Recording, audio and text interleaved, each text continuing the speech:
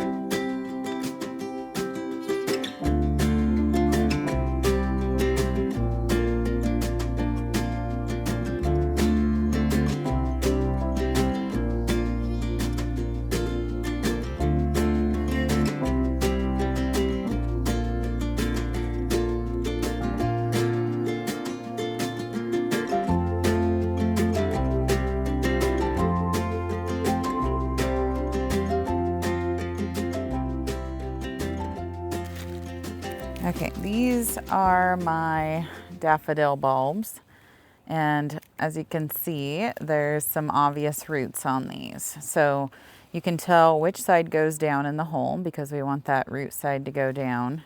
And then this pointed side is what's going to grow the shoots up and create the daffodil. So when we put these in the hole, we just want to make sure to put root side down and have this pointed top pointing up. So that it can grow well. So now we put the bulb tone in the holes, and we are just stuffing the holes with the daffodils. And I'm not covering them in yet because I want to know where they were planted so that I can plant my tulips in the right place and not dig up my daffodil bulbs that I just planted. So we're going to keep on planting.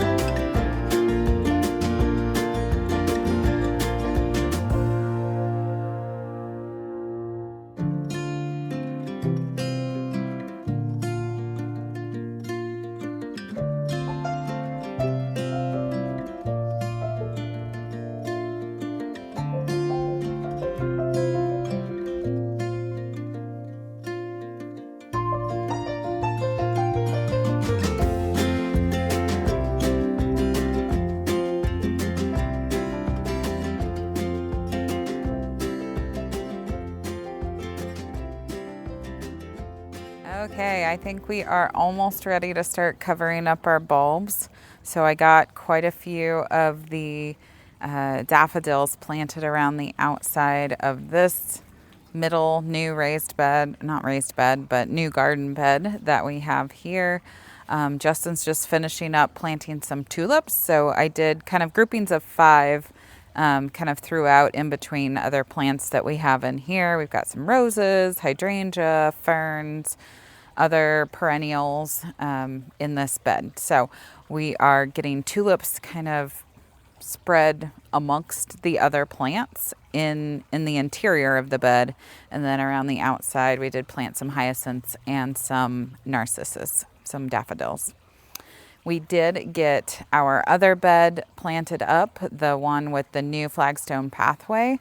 So I did get my daffodils planted kind of alongside the walkway. And like I said, instead of doing straight lines, I kind of did drifts. So I did kind of some groupings, and it kind of gets wider in some area and then comes down to just one bulb in other areas. But anyway, so along that pathway, I got some nice distribution of the narcissus, and then we did tulips also kind of in the middle of that bed over on that side.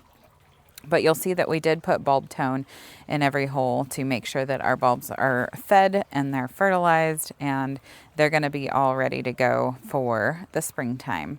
So I think this is going to be a really pretty color show. We're going to have some really pretty yellow daffodils, those Dutch masters, and then we're going to have these purpley pink bright colored tulips. What I didn't get to today was planting my tulips from the Wooden Shoe Tulip Farm. I think I am going to do those kind of in some areas in my backyard. I don't have any bulbs back there really, other than in a couple pots. So I think I'm going to save that for another day. But we did get all of our bags, hundreds of bulbs planted today. So we will really look forward to those coming up in the springtime. And we do have those other bulbs that we're going to be planting at another time in the backyard, but I will take you along in another video for that. So rain or shine, I will see you next time.